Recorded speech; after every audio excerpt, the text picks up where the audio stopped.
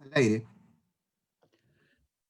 ¿Qué tal? Buenas noches con todos. Mi nombre es Víctor Narváez, soy abogado tributarista y en el webinar de hoy voy a hablar sobre la anotación del comprobante de pago en el registro de compras y su relación al derecho del uso del crédito fiscal. Especialmente se va a hacer un énfasis en cuanto al requisito de legalización del, del registro de compras. Es decir, en buena cuenta la presentación estará enfocada con mayor incidencia en tal punto. Para iniciar, todo el análisis que vamos a realizar, me parece importante, sobre todo, tocar primero qué es el crédito fiscal. Si bien al tratarse de un webinar sobre derecho tributario, la gran mayoría ya conocemos la naturaleza del crédito fiscal, nunca está de más ciertamente recordar qué es, o en este caso, sobre qué está constituido. Discúlpeme un segundo. Ahora sí. El crédito fiscal está constituido por el impuesto general a las ventas consignado separadamente en el comprobante de pago que respalde la adquisición de bienes, servicios y contratos de construcción.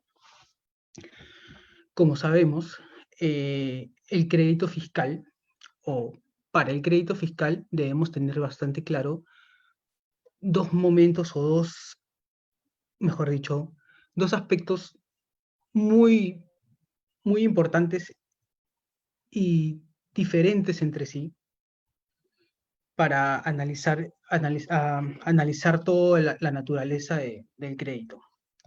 En primer lugar, tenemos que tener en consideración cuáles son las condiciones que van a dar el nacimiento al crédito en sí mismo.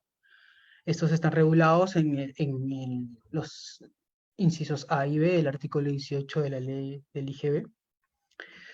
Básicamente son que la adquisición grabada con el impuesto, el IGB, sea permitida como costo y gasto a efectos del impuesto a la renta. Es decir, que la adquisición sea necesaria dentro del giro empresarial, para la redundancia de la empresa, el giro de negocio de la empresa. Y segundo, que la adquisición sea destinada a operaciones grabadas con IGB. En buena cuenta que no habrá crédito fiscal si las operaciones de las empresas no están grabadas con el impuesto. Eso es más que nada un recordaris de lo que será de las condiciones que dan el nacimiento del crédito fiscal. A partir de esto, tenemos que tener en cuenta que una vez que se cumplan estas dos condiciones, para el contribuyente ya habrá nacido el crédito fiscal. Ya hay un punto en el que legalmente, porque estas condiciones son dadas por la ley, como dije, el artículo 18 de la ley IGB, legalmente el crédito fiscal ya estará como una opción para el contribuyente. El segundo plano, que es de repente el más importante a efectos de esta presentación, son los requisitos formales. Estos requisitos son esenciales para el ejercicio del derecho que previamente se ha constituido cumpliéndose las dos condiciones anteriormente señaladas. Hacer un recuento sobre estos requisitos a lo largo de la historia en nuestra propia legislación devendría ciertamente haría extensa la presentación toda vez que ha sufrido diversos cambios a lo largo del tiempo, cambios bastante notorios, y simplemente mencionaré de una manera bastante rápida cuáles son estos requisitos. Es tener el comprobante de pago, que dicho comprobante es básicamente tener el comprobante de pago que sustente las adquisiciones. Estos comprobantes, a su vez, deben tener otros requisitos, como unos requisitos específicos del comprobante, como son la anotación en el registro de compras, el ejercicio del crédito fiscal en el mes de su anotación, que no cuenten con defectos, que la anotación en el registro de compras haya sido previamente legalizado, y, entre otros. Como les digo, o como inicié esta presentación, esta se verá incidida sobre el requisito de legalización de los comprobantes del registro de compras.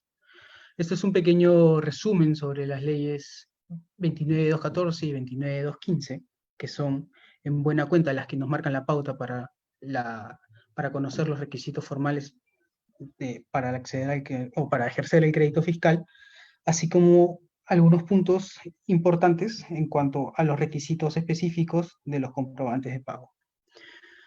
Centrándonos de manera puntual en cuanto a la legalización, debemos decir que tanto en las leyes 29.214 y 29.215, en resumen, estas nos dicen que el registro de compras deberá estar legalizado antes de su uso y reunir requisitos de reglamento. Que el cumplimiento parcial, cumplimiento tardío o cumplimiento defectuoso no implica la pérdida del crédito fiscal. Es decir, que a pesar de haber incumplido, disculpe, acá no se nota muy, ahora sí, que a pesar de haber incumplido o haber cumplido defectuosamente con el requisito de legalización del registro de compras, esto no devendrá en que el contribuyente tenga o pierda su derecho al crédito fiscal ya ganado una vez que se hayan cumplido las dos circunstancias que originan el nacimiento de este crédito. Sin embargo, esto fue hasta el año 2012. Una vez con la dación del decreto legislativo 1116, en agosto del 2012, en esta norma se dispuso que la anotación del comprobante de pago en el registro de compras, obviamente, se puede efectuar hasta antes que la SUNAT efectúe, valga la redundancia, un requerimiento de fiscalización sobre el tributo, en este caso el IGB. ¿Qué quiere decir? Que lo que hasta el 2012 nos habían dicho que el incumplimiento o incumplimiento defectuoso no acarreaba la pérdida del derecho al crédito fiscal o del derecho al ejercicio del crédito fiscal, con el nuevo decreto legislativo nos cambia las reglas del juego. Es decir, da paso a que renazca este requisito formal de legalización previa. Ahora tenemos el administrado o los administrados tenemos un tope en temporal. Es decir, si no hemos legalizado y no hemos anotado nuestros comprobantes de pago hasta antes de que la SUNAT o la Administración Tributaria nos requiera la presentación de dicho registro, y lo hacemos extemporáneamente o defectuosamente, habremos perdido el derecho de ejercicio sobre el crédito fiscal. Acá podemos ver un cuadro comparativo en donde en rojo está bastante marcado, cuando nos especifica que en las últimas líneas que se efectúa antes que la SUNAT requiera al contribuyente la exhibición o presentación de su registro de compras. Es decir, ya nos pone de manera bastante pequeña pero puntual que los contribuyentes estaremos supeditados temporalmente a que la SUNAT no nos haya requerido el registro de compras. Pues de haberlo hecho y nosotros no tenemos legalizado y anotados nuestros comprobantes, habremos perdido la oportunidad de hacer efectivo nuestro crédito fiscal. Son modificaciones reglamentarias también que van de la mano con el decreto legislativo 1116, las cuales versan sobre el punto que ya estamos conversando. Y como les dije, esa es una pequeña reseña histórica de la actualidad, de cómo están la problemática que se presenta en cuanto a estos requisitos formales. Es lamentable que, puesto que con el decreto legislativo 1116 hayamos retrocedido en un entendimiento jurídico de los requisitos, puesto que, como hemos mencionado ya desde el comienzo, el derecho o el crédito fiscal, el derecho al crédito fiscal ya nació con el simple hecho de que se hayan cumplido las dos circunstancias, que son que sea considerado como costo o gasto para efectuar el impuesto a la renta y que el contribuyente tenga operaciones grabadas con el IGB. Es decir, para nosotros contribuyentes nos está mermando la posibilidad de ejercer o de aplicar el crédito fiscal sobre nuestras operaciones grabadas, lo cual conlleva, obviamente, a que haya una incidencia no solo formal en el aspecto de aplicación de sanciones, sino lo más grave, a mi parecer, es que se está afectando la naturaleza misma del impuesto. Como sabemos, el IGB tiene o busca ser neutral. En este caso, en la cadena de producción de bienes y servicios, los empresarios o las empresas, en este caso los contribuyentes, no se deberían ver afectados con el IGB. Para esto es que funciona el crédito fiscal, donde podremos deducir el impuesto pagado previamente. Si por medio de un requisito formal se nos desconoce la aplicación de esto, lo único que generaría, o de este crédito, lo único que se generaría obviamente es que haya una acumulación de impuestos cargados sobre el contribuyente. ¿Qué quiere decir? Que ya estamos, o que la administración tributaria en buena cuenta está afectando la naturaleza propia la naturaleza propia y el fin buscado por el impuesto. Por tanto, este cumplimiento defectuoso de deberes formales, siempre debe ser analizado, obviamente, caso por caso. Lamentablemente, sí les puedo decir que en la actualidad el Tribunal Fiscal, con la dación del Decreto Legislativo 1116, ha estado fallando, resolviendo a favor de la administración tributaria, en la medida de que ha estado validando o reconociendo las acotaciones sobre el desconocimiento por el incumplimiento de las formalidades, vamos a decirlo de una manera. El deber formal siempre debemos tener en cuenta, ¿no? Que el deber formal de anotación es un deber de anotación, es un deber de segundo grado, puesto que y sirve como un medio probatorio de segundo grado. Es decir, primero que nada, como se señala, los deberes formales son instrumentales, o sea, es decir, están para el control o un mejor control fiscal por parte de la administración tributaria. El cumplimiento de anotación, de legalización previa y demás requisitos formales no generan el crédito fiscal, simplemente efectivizan su ejercicio y sirven para que la propia administración lleve un control eficaz. Sin embargo, si yo administración, pretendo desconocer este derecho ya ganado del contribuyente, estaría vulnerando sus derechos fundamentales de todas las empresas o contribuyentes. Como ya mencioné, también se estaría vulnerando la naturaleza jurídica del impuesto del IGB. Pero lo más grave, o de repente, valga decir, lo más importante que debemos tener en cuenta a la hora de analizar caso por caso, y específicamente en cuanto a la legalización del registro de compras, es que como les mencioné, es un deber formal, pero un deber formal de segundo grado. El deber formal principal o de primer grado es tener efectivamente el comprobante de pago que sustente fehacientemente la adquisición, que da nacimiento al derecho al crédito fiscal. Es decir, la legalización y anotación y posterior anotación son medidas, pues, o medios de control o de prueba que van dando un soporte al, al primer medio de prueba o al medio de prueba de primer grado, que sería el comprobante de pago en sí mismo.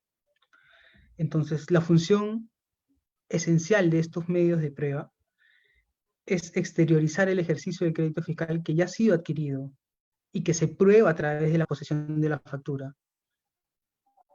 Por tanto, la legalización extemporánea o la no legalización, la legalización extemporánea o defectuosa, no debería determinar la pérdida del crédito fiscal aun cuando tenga los vicios ya mencionados, tal como se había regulado anteriormente, hasta el año 2012. El incumplimiento o esos incumplimientos defectuosos de deberes formales de segundo grado, como es la legalización, repito, al ocasionar que se pierde el derecho al crédito fiscal, se está vulnerando el derecho a la tutela judicial efectiva, que es un criterio ya reconocido por el Tribunal Constitucional, así como el de capacidad contributiva, pues estaríamos cargando a los contribuyentes o a las empresas con el impuesto al IGB cuando este en realidad debería ser neutro. Así que es importante que los abogados o personas especializadas en materia tributaria pongamos énfasis, y no solo énfasis, generemos una corriente de entendimiento legal, sobre todo, a fin de que los fallos del Tribunal Fiscal y la actuación de la Administración Tributaria no pueden vulnerar puntos y elementos tan esenciales como son la naturaleza del tributo, así como derechos fundamentales de los administrados, puesto que el deber de legalización y el deber de anotación, no, al ser medios formales de segundo grado, no deberían acarrear la pérdida del derecho al ejercicio del crédito fiscal. Es incomprensible, pues, desde un punto de vista técnico, jurídico, que un derecho ya ganado previamente, cumpliendo requisitos establecidos por la propia norma, se vea mermado y se vea afectado económicamente en la realidad de una empresa por incumplimientos de carácter formal de segundo grado. No se puede, pues, desconocer el crédito fiscal porque se debería darle mayor eficacia incluso a la prueba de segundo grado o al requisito formal de segundo grado que a una prueba o requisito formal de primer grado. Es, en mi opinión, una afectación bastante grave y que debe tenerse en cuenta por todos los, como digo, ¿no?, los analistas dentro del derecho tributario, a fin de resolver siempre en aras de la justicia y de la legalidad, pero en este caso a fin de defender efectivamente a los contribuyentes que se ven afectados por esta aplicación desproporcionada por parte de la administración tributaria.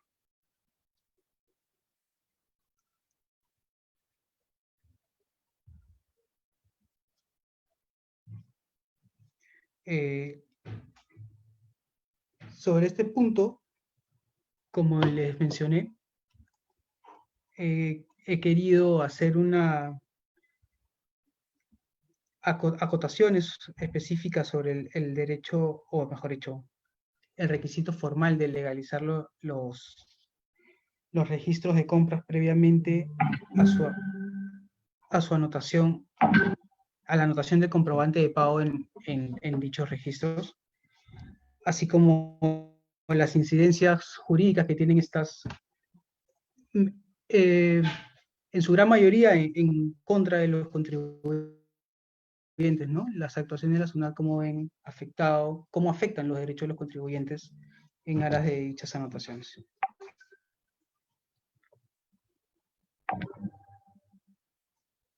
Gracias.